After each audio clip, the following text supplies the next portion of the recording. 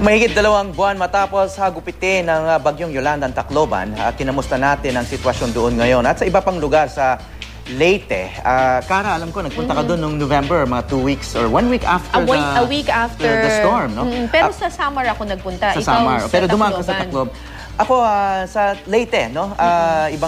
Sa iba't ibang bayan ng Leyte at may ipapakita tayong litrato ngayon. Actually, yung pakay namin doon ay gumawa ng docu tungkol sa mga newborn babies sa Leyte. Pero marami tayong ibang nakita. Ito, no? Mag-umpisa tayo sa airport, no? Kasi kung maalala mo, napaka-desperate yung situation. Right, daming gustong sumakay, daming military planes. Pero ngayon, nagno-normalize na yung sitwasyon sa airport. That's good. Pero wala pang kuryente, no? Kasi sinasabi sa atin na restore na 100% or 95% yung kuryente sa Samar Leyte, pero marami pang lugar talaga na wala pa. Kasama na yung airport generator pa lang yung pa rin yung power doon, no? All right. Pero at least yung operation ay nagno-normalize na. Yeah, commercial flights. Oo, sumakay kami ng commercial flights. Wala kaming nakitang military flight or special flight. Ito yung arrival area. Kita mo, no? Yung ceiling ay ganun pa rin. Yung karamihan ng mga litratong to, yung ibang litrato lumabas sa aking Instagram at Facebook. Yung iba, yung nag-comment nga yung iba, parang postmodern daw. Yan daw ang style sa New York ngayon na parang sira, no? Pero ito, hindi to nagpapa-postmodern. Talagang,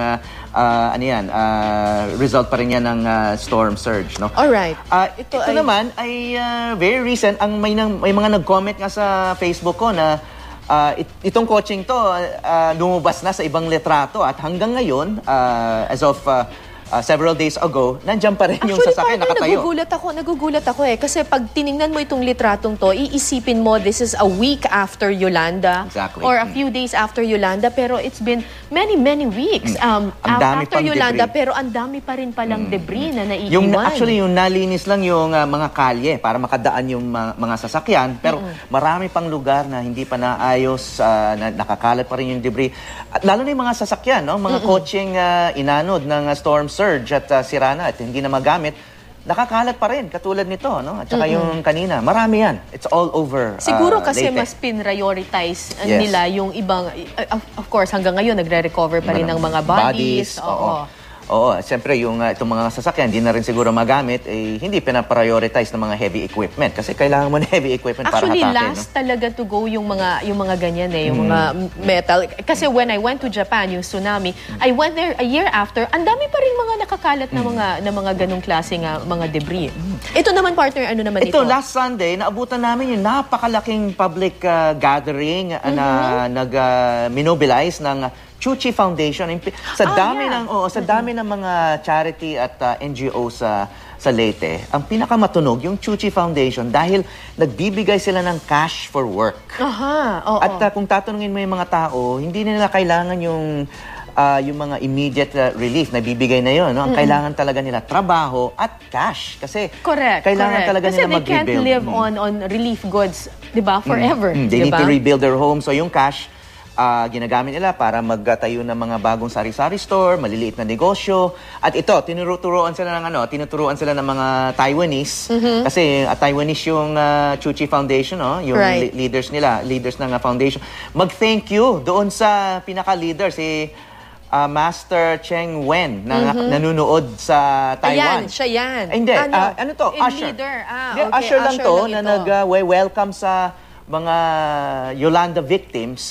Karamihan dyan nakatanggap ng aid. Kaya nung nagatawag ng malaking rally itong Chuchi Foundation sa sports complex sa Tacloban, siguro mga 20 to 25,000 yung dumating. Magandang eye-opener din ito para doon sa mga gusto pa talagang tumulong doon sa mga biktima ng bagyong Yolanda na right now, hindi lang talaga relief goods ang pwedeng itulong. Trabaho. Mas kailangan talaga ngayon ay trabaho. At saka cash. Ito yung nasa stage nga. Ito yung silang leaders ng nagli-lead ng prayers at nag-sermon din doon sa mga nandun sa sports complex, tinuturuan sila kung anong gagawin sa pera, ina-advise sila na wag mo nang gamitin sa inom, etc. At tinuturuan din sila ng konting Chinese. Itong Chuchi Foundation is very interesting and unique, no? Kasi sa lahat ng organizations doon, sila lang ang nagtawag ng ganito kalaking public Actually, gathering. familiar ako dun sa Chuchi Foundation kasi sa North Cemetery, laging nandyan yan tuwing undas. Ang ginagawa nila, sila yung nagre-recycle ng mga basura at saka mga bottles. Tapos they pay people para kapalit ng basura na kanilang... It's a Buddhist humanitarian organization based in Taiwan. Ito naman, Very sa Palo Leyte, isang grave ng bata. And yun nga sasabihin ko kasi parang may mga stuffed toy doon sa mismong cross na ginawa Actually, nila. hindi ito sementeryo, no? Churchyard ito, na kung maalala mo, ang daming yung nakakalat lang ng mga bangkay, no? At saka parang makeshift lang yung mga Makeshift. yung mga graves nila. So, hindi mo matatawag na sementeryo, it's just a graveyard, no?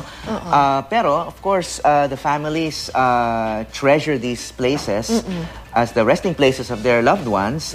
Yun, may matanda, may bata. Siguro mahigit 100 yung nakalibing dyan. At araw-araw may nagpupunta para magtirik ng mga kandila, magdasal. Kaya naman talaga, partner, sa kultura natin, yung ilagay yung mga patay sa mga mass graves, talagang masakit sa kalooban, lalo na ng kanilang mga mahal sa buhay. Kasi So, as much as nakikita possible, mo dito binibigyan. yung love nila for their family members talaga. At kung maobserbahan mo, may mga laruan ng mga yumaong na bata, no? So it was really a heartbreaking sight, no? Because ang daming bata. And mga binata, teenagers, and even mga babies, no? And then yung mga remembrances sa kanila, mga souvenirs ng buhay nila nandun. This is a nice photo. Yeah, thanks. Alam mo, maraming coconut trees doon na nawala na yung mga sanga at dahon, no? At yung buong top nila. Kaya yung mga trunks na lang natitira.